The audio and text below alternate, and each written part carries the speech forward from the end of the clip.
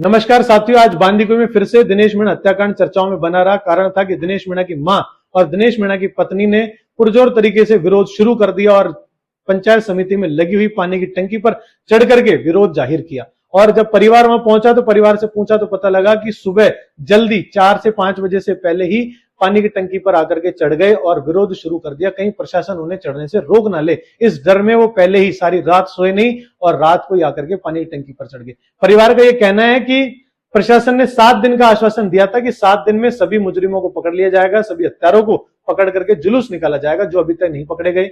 परिवार को 8.5 लाख रुपए की मुआवजा राशि की 7 दिन में देने की घोषणा की गई थी, जो भी अभी तक नहीं दिया गया। जब परिवार के साथ बातचीत करने के लिए बांदीकुई एसडीएम वहां पहुंचे तो बांदीकुई एसडीएम के भी जूते चोरी हो गए। और ये सबसे बड़ी समस्या और सबसे बड़ी खबर है वहां की कि बांदीकुई एसडीएम के जूते भी सुरक्षित नहीं है।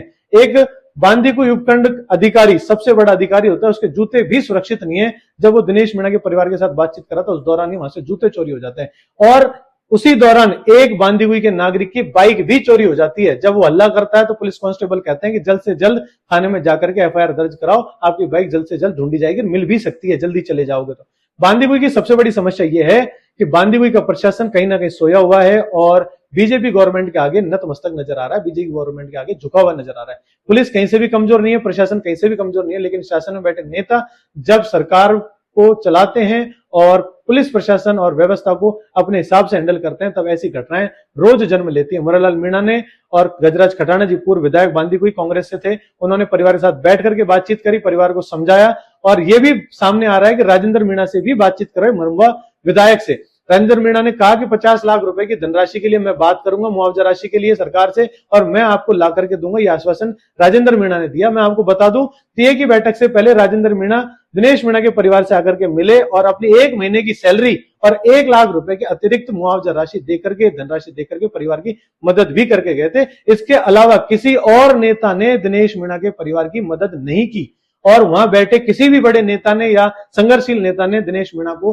किसी भी प्रकार की मुआवजा राशि की मदद नहीं करी। एक क्राउड फंडिंग के जरिए पैसा जनरेट करने की कोशिश की गई। अब वो भी सबके सामने नहीं है कि कितना पैसा उसमें आया, क्या परिवार का लालन पालन उसमें हो पाएगा। दिनेश मीणा के परिवार की सीधी सी डिमांड है कि 50 लाख रुपए की मुआवजा राशि दी जाए, दिनेश मीणा के हत्यारों को पकड़ा जाए, दिनेश मीणा की बेटी 1.5 साल की, उसका पूरा जीवन अभी उसके आगे बाकी है, उस जीवन को जीने के लिए उसकी मां को एक सरकारी नौकरी दी जाए ताकि उनका जीवन एक समाज में अच्छे तरीके से जी सके। इसके लिए सरकारी नौकरी की डिमांड रखी गई।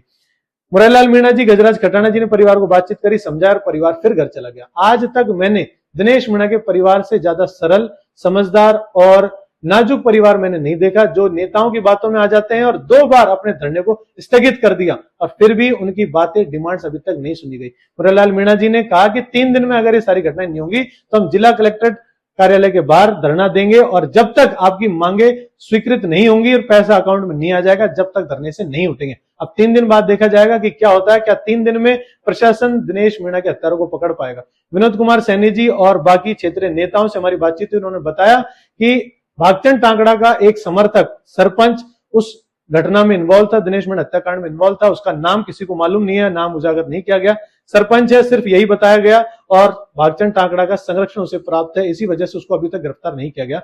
मैं आपको बता दूं, अभी तक 8 मुजरिमों को पकड़ लिया गया है, लेकिन उनका जुलूस नहीं निकाला गया, वो जेसी जा चुके हैं, इसी वजह से उनका जुलूस नहीं हो पा रहा है। दिनेश मीणा हत्याकांड के दूसरे दिन जब धरना दिया गया तो मनोज मीणा ने और दिनेश मीणा के परिवार ने 2 दिन बाद जाकर के कलेक्टर को और एसपी को ज्ञापन भी सौंपा था और उसमें कलेक्टर और एसपी ने कहा था कि सभी हत्यारों का जुलूस निकाला जाएगा, जैसे गुड़ा कटला में वृद्ध महिला के कड़े काटने वाले का जुलूस निकाला था। और उसमें मैं आपको बता दूं, पुलिस की बहुत वाहवाही हुई थी और अब पुलिस प्रशासन कहीं ना कहीं झुकता हुआ नजर आ रहा है। दिनेश मीणा के 8 हत्यारों का जुलूस क्यों नहीं निकाला गया और बाकी जो लोग हत्यारे बाहर घूम रहे हैं उनको क्यों नहीं पकड़ा गया, इसमें कहीं ना कहीं सरकार में बैठे नेता और बीजेपी गवर्नमेंट का दबाव पुलिस प्रशासन के ऊपर दिखाई दे रहा है, समझ में आ रहा है। इसी वजह से दिनेश मीणा के परिवार को अभी तक न्याय नहीं मिल पा रहा है। दिनेश मीणा जैसा परिवार, सरल परिवार मैंने अभी तक नहीं देखा, जो बार बार नेताओं के थोड़े से समझाने पर ही समाज के लिए, परिवार के लिए धरने को स्थगित कर देते हैं और अपने घर चले जाते हैं। अभी तक किसी ने भी दिनेश मीणा के परिवार को सही मुआवजे के लिए सही आश्वासन नहीं दिया।